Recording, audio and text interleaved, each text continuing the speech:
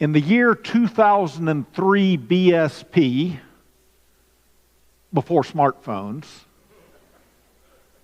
my family, along with a couple of visiting friends, set out on a Saturday afternoon hike at Stone Mountain State Park in Wilkes County, North Carolina. It was a pleasant November day, sort of crisp shirt-sleeve weather, and we chatted happily as we began the Stone Mountain Loop Trail, a nice, moderate 5-mile hike that begins at the parking area, goes up and over the 600-foot granite dome of the mountain, and winds its way across a broad field and through a large stand of woods at the mountain's base to return to the parking area where you began. It ordinarily takes about 2.5 hours to complete the circuit. We had packed light for our adventure, just a couple of water bottles and a small day pack, a couple of sweatshirts tied around our waists, and I was carrying my cell phone, which might as well have been a rock in my pocket because it had no reception. 0 bars. We set out about 2:30, moved at a leisurely pace, including a pause at the top of the mountain to take a few photos and enjoy the view. And by around 4:30, we were back on level ground and headed back toward the car. Now, the discerning among you will have already picked up a few context clues. He said the hike ordinarily takes 2.5 hours. What did he mean, ordinarily?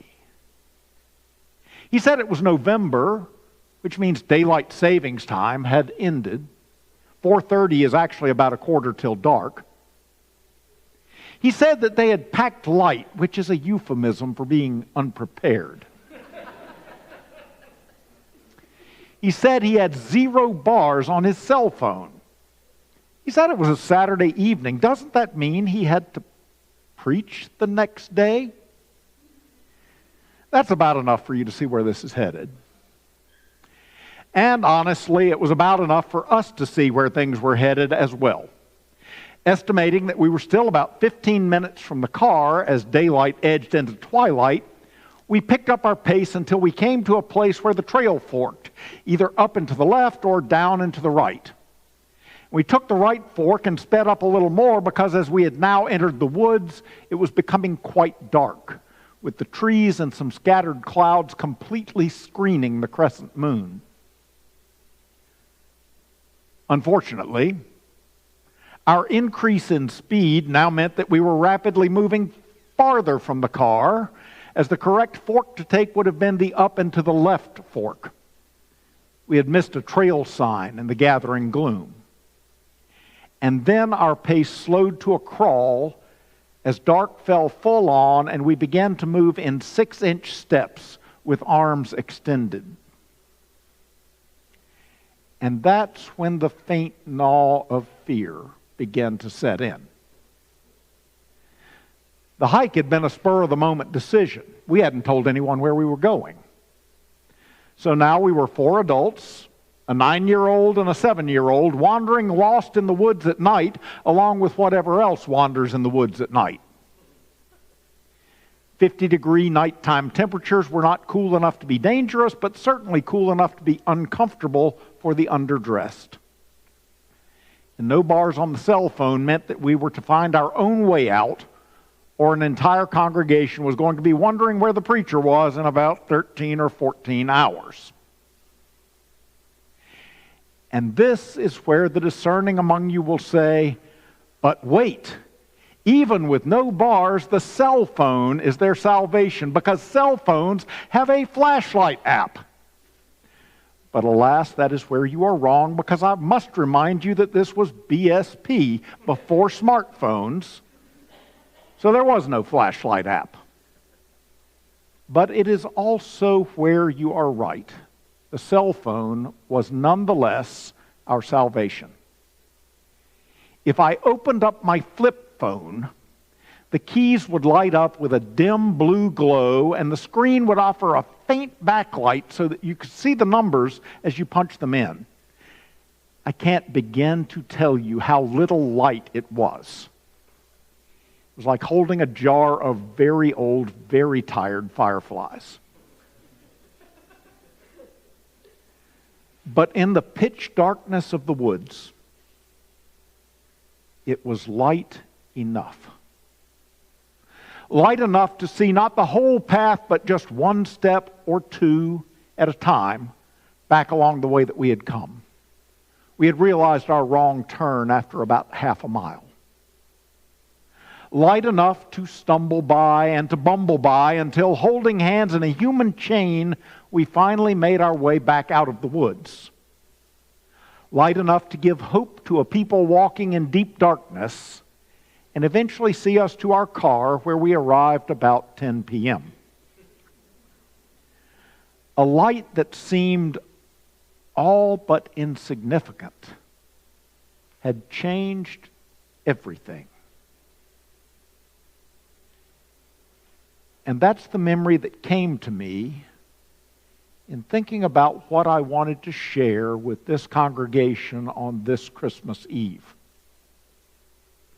First, I know firsthand just a bit about what it is to walk in darkness. It's frightening, and it's uncertain, and you don't know what to do, and you can't see a way forward.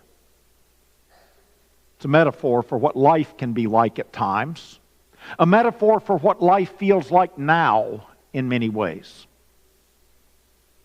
The world seems hard right now. Christmas celebrations have been canceled in Bethlehem and throughout Palestine this year, replaced by more somber services of grief and lament, as life in that region is marked by terror and destruction, poverty, intense grief, military occupation, and increasingly a loss of hope that it ever gets better. Our own Reverend Susan Wilder reports being the only tourist in the Church of the Nativity, which would normally be bursting on Christmas Eve, and she speaks of a climate of sadness and fear. Sadness and fear as she visits in Bethlehem right now. The darkness seems too overpowering, the violence seems too overwhelming, and circumstances in Gaza are far worse yet. And of course, the troubles I describe are not confined to Palestine or to Israel. The war in Ukraine wages on, even if we see less of it in the headlines. And even in places of relative peace, like our own nation, dissension and division are on the rise, as the once peaceful quads of university campuses are filled with protest placards and shouted diatribes. Extremist groups are emboldened. Hate crimes against Jews, against Arabs, against minorities, against gay and transgender folk are all seemingly on the rise at once. The prophet Isaiah offers a still apt description. All we like sheep have gone astray. We have turned everyone to our own way. A people walking in darkness. In many ways, it's not so different now from how things were 2,000 years ago. Bethlehem and Jerusalem were occupied and repressively taxed by Rome. People's land was being taken from them in payment of their debts. Periodic violent resistance was met with yet more violent oppression. People longed for justice, yearned for peace, but didn't hope for much of either. And into that very condition, unexpectedly and without fanfare, came God. John Bell has written a poem. Light looked down and saw the darkness. I will go there, said light. Peace looked down and saw war. I will go there, said peace. Love looked down and saw hatred. I will go there, said love. So he, the Lord of light, the Prince of Peace, the King of Love, came down and crept in beside us.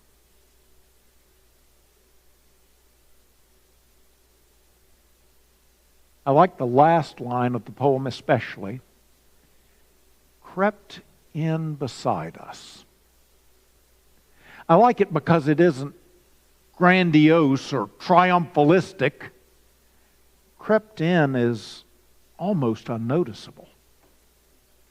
Crept in isn't big and bold like an army. Crept in is small and vulnerable like a baby. And what can a little baby change? Well, nothing. And everything. In him was life, the fourth evangelist writes. And the life was the light of all people. And the Word became flesh and lived among us, and we have seen his glory, the glory as of a Father's only Son, full of grace and truth. The light shines in the darkness, and the darkness did not overcome it.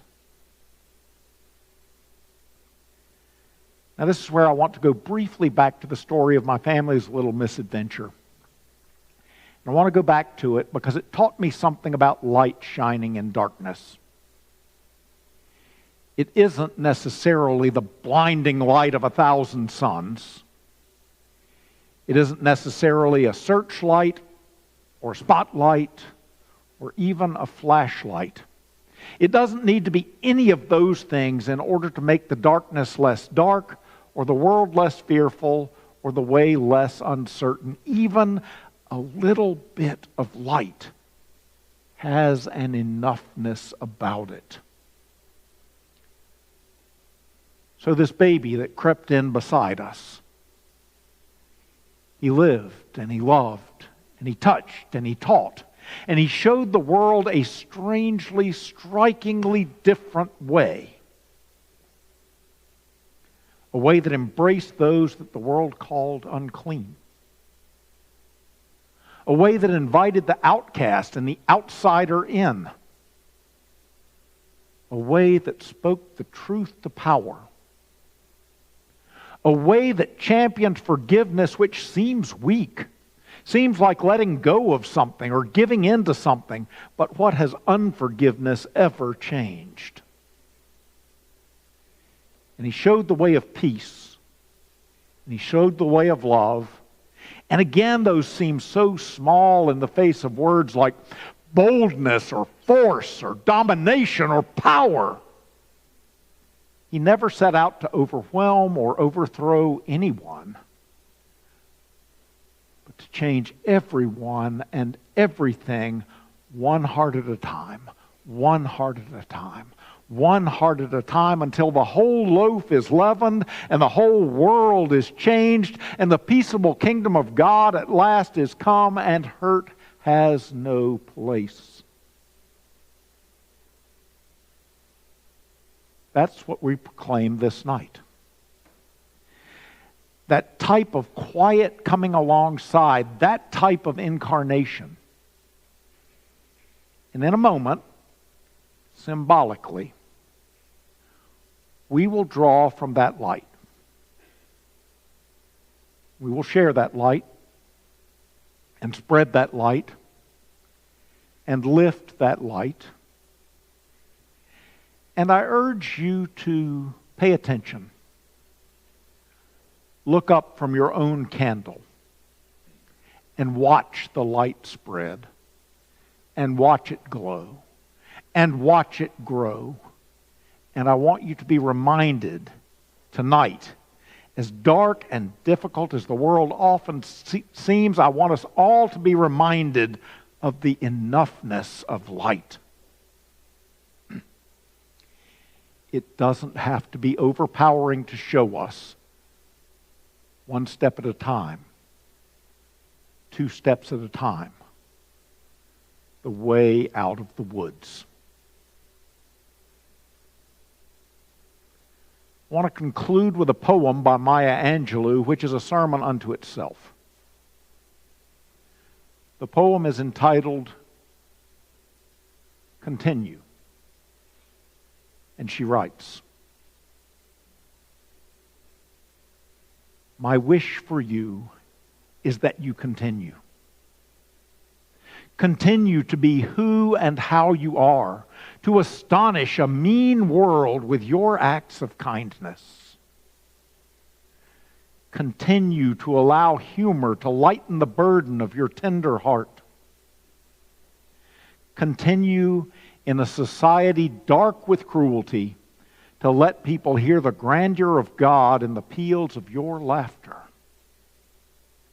Continue to let your eloquence elevate the people to heights they had only imagined. Continue to remind the people that each is as good as the other and that no one is beneath nor above you. Continue to remember your own young years and look with favor upon the lost and the least and the lonely. Continue to put the mantle of your protection around the bodies of the young and the defenseless. Continue to take the hand of the despised and the diseased and walk proudly with them in the high street. Some might see you and be encouraged to do likewise.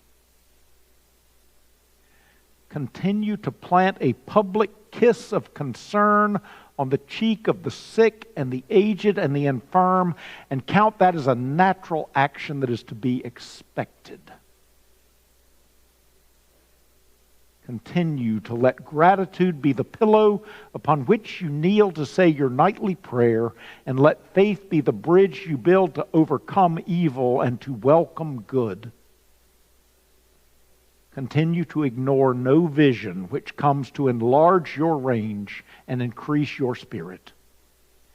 Continue to dare to love deeply and risk everything for the good thing. Continue to float happily in the sea of infinite substance which set aside riches for you before you had a name. Continue, and by doing so, you and your work will be able to continue eternally.